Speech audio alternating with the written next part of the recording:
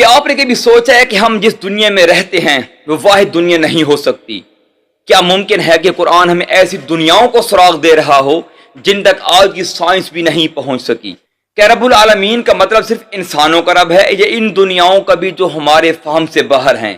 آئیے قرآن کا آئینے میں جھانکتے ہیں اور جاننے کی کوشش کرتے ہیں کہ عالمین کا مفہوم صرف دو جہانوں اور ان میں موجود مخلوقات تک محدود ہے یا اس سے بھی کہیں زیادہ ہے، اس سے بھی کہیں زیادہ گہرا ہے۔ قرآن شریف میں عالمین کا لفظ متعدد بار آیا ہے۔ یہ لفظ عالم کی جمع ہے اور عربی میں تین یا تین سے زیادہ کے لیے جمع کا لفظ استعمال ہوتا ہے، تو عالمین سے مراد ایسی دنیایں جو تین یا تین سے زیادہ ہوں۔ اس کا ایک تصور یہ پایا جاتا ہے کہ تین دنیایں ہیں، مطلب تین عالم ہیں، جیسے عالم ارواح کہ جہاں ہماری پیدائش سے پہلے ہماری روحیں رہتی تھیں، اور عالم دنیا کے جس میں ہم اس وقت رہ رہے ہیں، اور برزخ کا عالم کہ جہاں موت کے بعد ہماری روحوں نے جانا ہے۔ اس کے علاوہ ہر ایک جنس، ہر ایک مخلوق کے لیے بھی عالم کا لفظ استعمال ہو سکتا ہے، جیسے عالم انسان، عالم جن، عالم حیوانات، عالم فرشتگان وغیرہ۔ جیسا کہ سورہ انبیاء سورہ نمبر 21 آیت نمبر 107 میں آپ صلی اللہ تعالی وسلم کو رحمت للعالمین کہا گیا ہے، مطلب دنیا اور آخرت اور اس دنیا میں موجود تمام مخلوقات، چاہے وہ ایک الگ ہی ڈائمنشن میں کیوں نہ ہوں، جیسے کہ جنات وغیرہ ایک الگ ہی ڈائمنشن میں رہتے ہیں، ان کے لیے رحمت بن کر آئے ہیں آپ صلی اللہ علیہ وسلم۔ لیکن کیا ہو کہ اگر عالمین کا لفظ ان تمام مفاہیم اور معنوں سے کہیں زیادہ گہرا ہو؟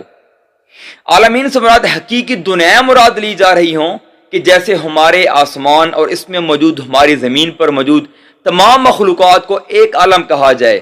تو عالمین سے مراد اسی طرح کئی آسمان اور کئی زمینیں ہوں، تو کیا اسی طرح اور بھی عالم ہو سکتے ہیں؟ آئیے قرآن کی نظر سے دیکھتے ہیں۔ سورہ شعراء سورہ نمبر 26 آیت نمبر 23 کے مطابق فرعون رب العالمین کے بارے میں پوچھتا ہے، تو آیت نمبر 24 میں اسے جواب دیا جاتا ہے کہ اللہ تعالیٰ آسمانوں اور زمین اور جو کچھ اس میں ہے سب کا رب ہے۔ ویسے رب کا لفظ اپنے آپ میں بہت وسعت رکھتا ہے، لیکن اگر چند لفظوں میں اس کو بیان کیا جائے تو اس سے مراد اللہ تعالیٰ وہ ہے جو تمام جہانوں، مطلب انسانوں، آسمانوں، زمینوں، ان میں موجود تمام مخلوقات اور تمام نظاموں کو چلانے والا، ان کو سنبھالنے والا اور ان کو اپنے انجام تک پہنچانے والا، اور ان تمام چیزوں کا نگران اللہ تعالیٰ ہی ہے۔ سورۃ الشعراء کی اس آیت میں آسمانوں کے لیے جمع کا لفظ استعمال ہوا ہے، جبکہ زمین کے لیے واحد کا۔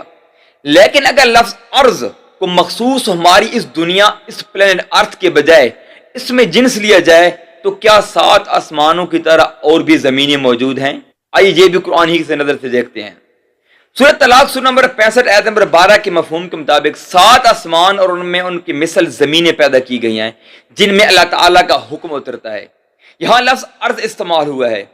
اگر اسے جہاں اس میں جنس کے طور پر لیا گیا، کیونکہ اس میں جنس کے طور پر لیا گیا ہے، مطلب 7 آسمانوں اور 7 زمینیں۔ سورۃ طلاق کی اس آیت کی تفسیر میں حضرت ابن عباس رضی اللہ تعالیٰ عنہ کا ایک اثر مطلب فرمان آتا ہے،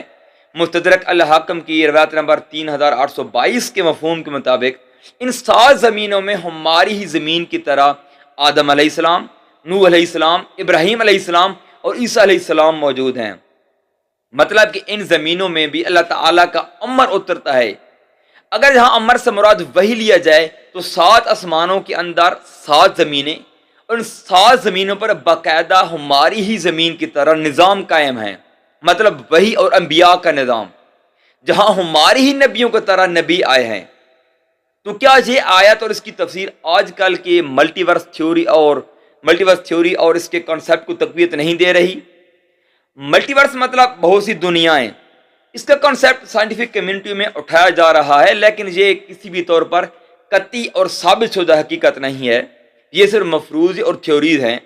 جیسا کہ اسٹرنگ تھیوری کے مطابق مختلف ڈائمنشن میں مختلف دنیایں ہو سکتی ہیں، مختلف عالم ہو سکتے ہیں جو ہمیں نظر ہی نہیں آتے۔ اسی طرح بگ بینگ کے بعد ہماری کائنات کی طرح اور بھی کائناتیں وجود میں آئی ہوں گی جن کو ببلز کی طرح مانا گیا ہے، مطلب ببلز کی طرح بہت سی کائناتیں، بہت سی دنیایں ہیں، یا پھر ہمارا ہر عمل ایک الگ یونیورس کریٹ کرتا ہے، اور اسی طرح مختلف اور ہزاروں بلکہ لاکھوں پاسبلٹیز کے مطابق کائناتیں موجود ہیں۔ جیسا کہ اگر آپ اس وقت یہ ویڈیو نہیں دیکھ رہے ہوتے، کوئی اور کام کر رہے ہوتے، تو یہ 2 کائناتیں الگ الگ ہوتی، یہ 2 دنیایں ہوتی۔ مطلب ہر پاسبلٹی کے مطابق ایک الٹرنیٹ ریئلٹی جس کو مینی ورلڈ انٹرپریٹیشن بھی کہا جاتا ہے۔ ملٹی ورس کا کانسیپٹ ثابت شدہ نہیں ہے، لیکن قرآن کی یہ آیت کہ جس میں 7 آسمانوں اور اس کی مثل زمینوں کا ذکر ہے، اس بات کو تقویت دیتا ہے کہ کئی اور کائناتیں بھی وجود میں ہو سکتی ہیں۔ اور اگر قرآن کی مراد یہی ہے جو اس وقت ہم سمجھ رہے ہیں، تو ایک نہ ایک دن سائنس اس قابل ہو جائے گی کہ وہ ان کائناتوں تک پہنچ سکے کہ جس کا اشارہ ہمیں قرآن شریف میں مل رہا ہے۔ لیکن چونکہ ہماری ان کائناتوں تک پہنچ نہیں ہے، تو ہم ہماری اس کائنات کو سمجھنے کی کوشش کرتے ہیں کہ یہ کائنات کیسے وجود میں آئی، اس سے پہلے کیا تھا، اس میں مختلف مخلوقات کس وقت اور کس طرح وجود میں آئیں،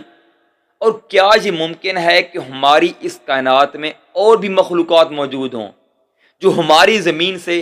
اربوں نوری سال کے فاصلے پر کسی اور سیارے پر، کسی اور پلانٹ پر، اگر عربی میں بولا جائے تو کسی اور ارض پر رہ رہی ہوں، اور ان کے لیے اپنے ہی الگ قانون ہوں۔ سورہ محمد سورہ نمبر 47 آیت نمبر 24 کے مطابق ہمیں تدبر قرآن کی دعوت دی جا رہی ہے، مطلب قرآن میں غور اور فکر اور گہرائی سے سمجھنے کی دعوت دی جا رہی ہے، تاکہ ہم اللہ تعالیٰ کی اس کائنات میں چھپے راز تلاش کر سکیں۔ اور اس میں چھپے رازوں اور ان کی حقیقت کو اگر آپ جاننے کا شوق رکھتے ہیں تو اس چینل کو سبسکرائب کریں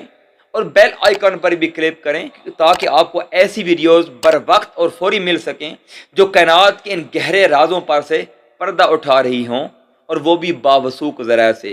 قرآن اور احادیث اور اس سے پہلے کی کتابیں جیسے کہ اولڈ ٹیسٹمنٹ یا نیو ٹیسٹمنٹ ہو گئیں، مذہبی کتابوں سے اس کائنات کے رازوں کو جاننے کی پوری کوشش کریں گے۔ اور اس کے علاوہ آج کل جو پاپولر سائنٹیفک تھیوریز ہیں، ان کو مذاہب سے ان سے ہم آہنگ کرنے کی کوشش کریں گے اور جانیں گے کہ کیا سائنٹیفک تھیوریز مذاہب کے کرائٹیریا پہ پوری اتر رہی ہیں یا پھر نہیں۔